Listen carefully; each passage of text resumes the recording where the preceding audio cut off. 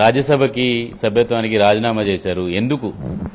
బీసీలకు మరిన్ని ఉద్యమాలు చేసి బీసీ వాదాన్ని ఇంకా బలోపేతం చేసి బీసీల అభివృద్ధికి మరిన్ని చర్యలు స్కీములు పెట్టించాలని రాజీనామా చేశాను. ఒక పొలిటికల్ పార్టీ ఉన్నప్పుడు అది కొన్ని అవరోధాలకు అడ్డంకులకు తయారైంది.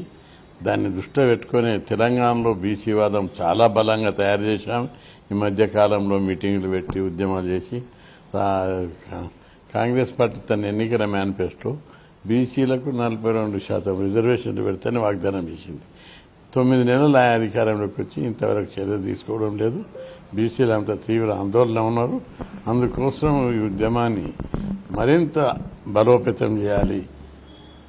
పార్టీలు నేనేదో ఈ ఉద్యమం బాగా బలోపేతం చేసి పెద్ద ఎత్తున చేస్తే వైఎస్ఆర్ పార్టీ నేను ఎంకరేజ్ చేస్తుందనే అవకాశం ఉంటుంది.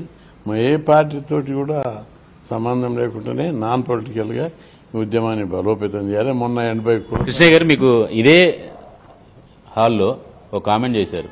రాజ్యసభ సభ్యుడిగా మీరు వైసీపీ నుంచి ఎంపీ కావడం ఏంటి అంటే, చట్టసభల్లో బీసీల కోసం కొట్లాడుతా పార్లమెంట్లో ఎన్నో హామీలు ఉన్నాయి, వాటిని అమలు చేసుకోవాల్సి వచ్చింది కాబట్టి అటు వెళ్తున్నా అన్నారు. ఇప్పుడేమో మళ్ళీ జనంలోకి పోతా అంటున్నారు. అంటే చట్టసభలో రిజర్వేషన్లు పెట్టాలని పార్లమెంట్లో అనేక సార్లు నేను క్వశ్చన్స్ చేస్తాం. ఒక్క క్వశ్చన్ కూడా అలౌ చేస్తలేరు.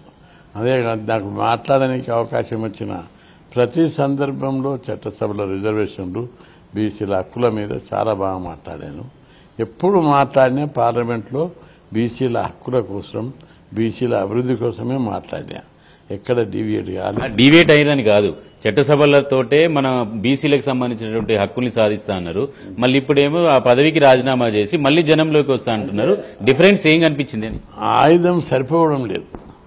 రాజ్యసభలో ఉండి మాట్లాడుతుంటే ఓ 10 మంది ఉండాలి. నాకు ఎవరు కోఆపరేట్ చేస్తలేరు, ఏ పార్టీ కూడా కోఆపరేట్ చేస్తలేదు. అయితే నేను అనుకునేది ఏమిటంటే, బలమైన ఉద్యమం ఉంటే కేంద్ర ప్రభుత్వం కూడా దిగొస్తుంది. ఏదైనా బలమైన ఆయుధం కావాలి.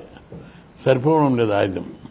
కాబట్టి దీన్ని ఇండిపెండెంట్గా ఈ రాష్ట్రంలో బంధువులు జరిపి ఉద్యమాలు చేస్తే అప్పుడు కేంద్ర ప్రభుత్వం దిగొస్తుందని భావిస్తున్నా. ఈ మధ్యకాలంలో కుల సంఘాలు బీసీ సంఘాల మీటింగ్ 5-6 అయినాయి హైదరాబాద్లో. వాళ్ళందరూ కూడా అన్నా నువ్వు ముందుండి పోరాటం చేయాలి. మనం ఇంకా ఈ బీసీ ఉద్యమం ఇప్పుడు తెలంగాణలో వచ్చినటువంటి బీసీ ఉద్యమం దేశంలో ఎక్కడా కనిపిస్తలేరు. ఊరికి తయారయ్యారు పిల్లలంతా.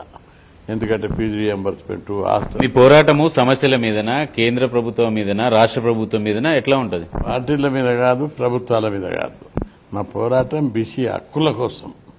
విజయమే లక్ష్యంగా ముందుకు పోతాను. ఇప్పటి వరకు నేను పోరాడి 12,000 ఉద్యమాలు చేసిన 50 ఏళ్ల నుంచి.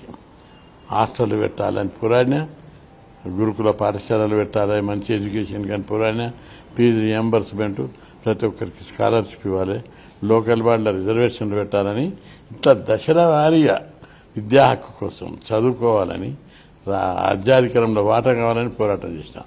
బీసీలు దళితులు ముఖ్యమంత్రి ఉన్న రాష్ట్రాల్లో కూడా మనతున్న హాస్టల్ లేవు. 2 తెలుగు రాష్ట్రాల్లో కలిసి 6,000 హాస్టల్